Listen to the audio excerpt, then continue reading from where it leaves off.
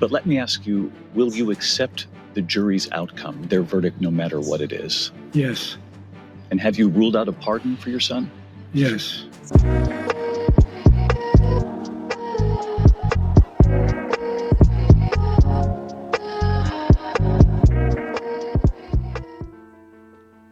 Welcome, welcome.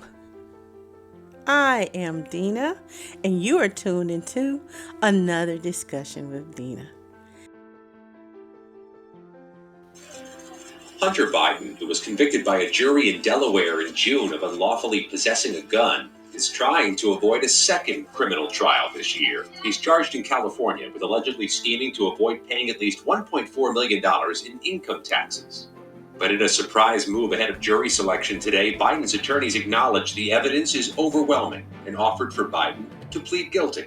Hunter decided to enter his plea to protect those he loves from unnecessary hurt and cruel humiliation. Hunter put his family first today.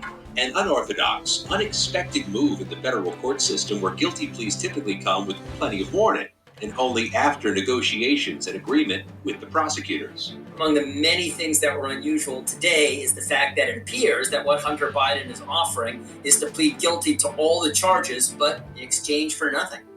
At first, prosecutors protested because in Biden's initial offer today, his attorney said he'd plead guilty but wouldn't accept full responsibility for the crime. Biden already faces prison time for the gun conviction earlier this year when he sentenced in mid-November, and now faces the prospect of additional time behind bars, even with a finalized guilty plea in the tax case. Earlier this summer, the president said this about the idea of a pardon. I abide by the jury decision. I will do that. I will not pardon him. Overnight, a sudden reversal. President Biden issuing a full and unconditional pardon of his son Hunter, ending a legal saga that the president now says was politically motivated. Biden had long promised he would not interfere with his son's cases, telling our David Muir in June such a pardon was not an option. Will you accept the jury's outcome, their verdict, no matter what it is? Yes. And have you ruled out a pardon for your son? Yes. But now Biden says he believes his son was selectively and unfairly prosecuted, writing in a statement no reasonable person who looks at the facts of Hunter's cases can reach any other conclusion than Hunter was singled out only because he is my son, and that is wrong. The president accusing his political opponents of trying to break Hunter, who has been sober now for over 5 years. Saying in trying to break Hunter, they've tried to break me, and there's no reason to believe it will stop here. Enough is enough. I'm extremely proud of my son, Hunter. He has overcome an addiction. He's one of the brightest, most decent men I know. Hunter Biden was convicted in June on federal gun charges for lying on a federal form about his drug addiction when he bought this Colt revolver in 2018. And in September, he pleaded guilty in a last-minute deal to 9 tax-related charges, accused of avoiding paying $1.4 million in taxes while living lavishly, taxes he had since paid back. Pardon me. And we wonder why people have little to no faith in this spectacle that we call politics. Now, the political theater and theatrics, they continue. And if you are concerned about the haves and the have-nots, worry no more. It's still intact. As many may be aware, Hunter Biden pled guilty in 2 separate trials over the summer, one on federal tax charges and one of lying about his drug use on a form when buying a handgun. While running for President Joe Biden, who wanted to be reelected, he and the White House immediately made it perfectly clear that he would not and should not expect a presidential pardon. In one particular interview with ABC's David Muir in June, Biden was asked point blank whether he had ruled out a pardon for his son. Biden replied yes. He was asked the same question once again regarding a possible pardon to his son by reporters at the G7 summit in June. Again, he said, I'd abide by the jury decision, and I will do that, and I will not pardon him.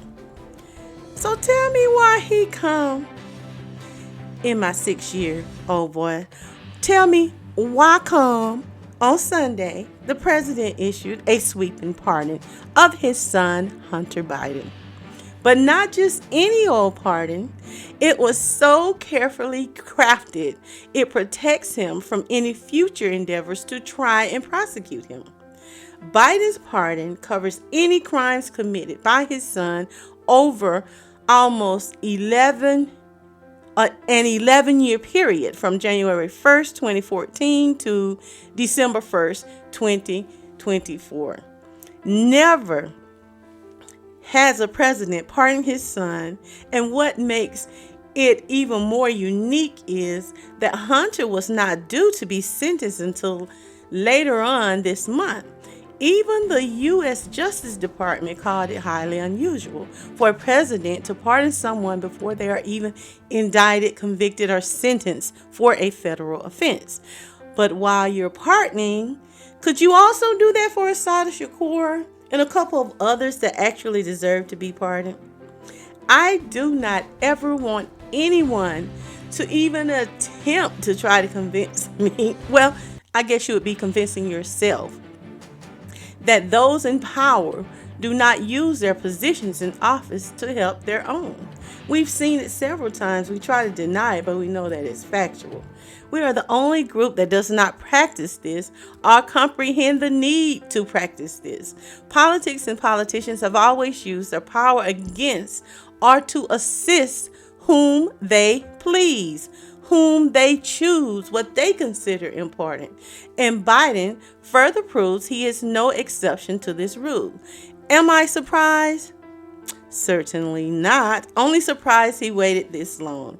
We are all aware that this form of politics is nothing but a game.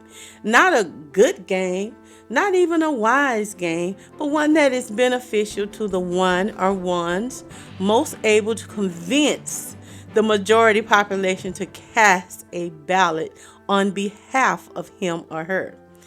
Hence, the reason why the constituents always find themselves holding the short end of the stick. And it's further reason why I have no faith in politicians or politics. It needs a overhaul. Now, Biden is not the first person to pardon a relative. No. In fact, January 2001, just before leaving office, Bill Clinton pardoned his brother for drug distribution convictions dating back to 1985. I'm sure we all remember that.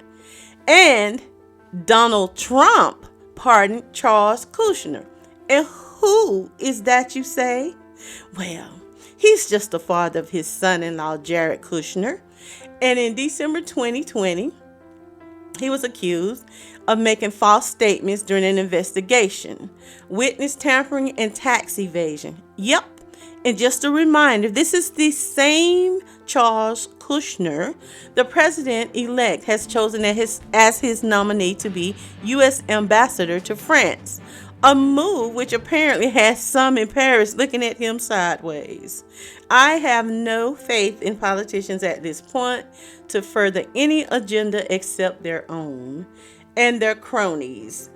Electors are mere technicalities in this political game. It's recreation. So there were other people that had opinions on this. For example, Senator John Barrasso, who is the number 3 Senate Republican, he posted on X that tonight's pardon is wrong. It proves to the American people that there is a 2-tier system of justice, as if. And Senator Chuck Grassley of Iowa expressed disappointment in his former colleague, saying he was shocked because Biden said many times that he wouldn't pardon his son, Hunter. His living son, lavishly. Hunter. Taxes he had since paid back. He was scheduled to be sentenced later this month in each case, potentially facing more than a decade in prison. But now Hunter, seen with his father over this past holiday weekend, will face none of that. The president's pardon is sweeping, covering not just those charges, but any uncharged crimes between 2014 and 2024. For months, the president intentionally avoided commenting on the specifics of his son's cases, not wanting to give the appearance of interfering, instead stressing his support for Hunter as a father. I love him, and he's on a straight and narrow, and he has been for a couple of years now, and I'm just so proud of him. While at the White House, aides were emphatic that the president would not step in on his son's behalf. We've been asked that question multiple times. Our answer stands, which is no. But now the president says, here's the truth. I believe in the justice system, but as I have wrestled with this, I also believe raw politics has infected this process, and it led to a miscarriage of justice. Adding, I hope Americans will understand why a father and a president would come to this decision.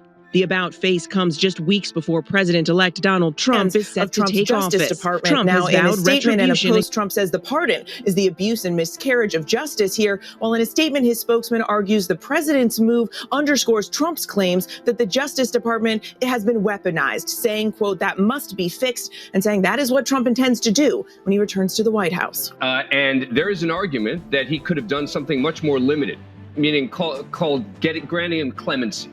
That would have meant the convictions stand, but with regard to a sentence, he doesn't get any jail time. There is no sentence. That's what clemency could have done. He didn't do that. He granted him pardon on the 2 charges, plus on anything he could conceivably prosecuted for. Out of fear that he might be prosecuted. Well, and because there are a lot of people on the right in particular who have been talking about a variety of crimes that they wish that Hunter Biden had been charged with, that he should have been charged with. Were you really surprised by Biden's pardoning his son, Hunter? Would you have pardoned your own son? Subscribe and leave me your comment, and I will see you next time for another discussion with Dena. Ta-ta!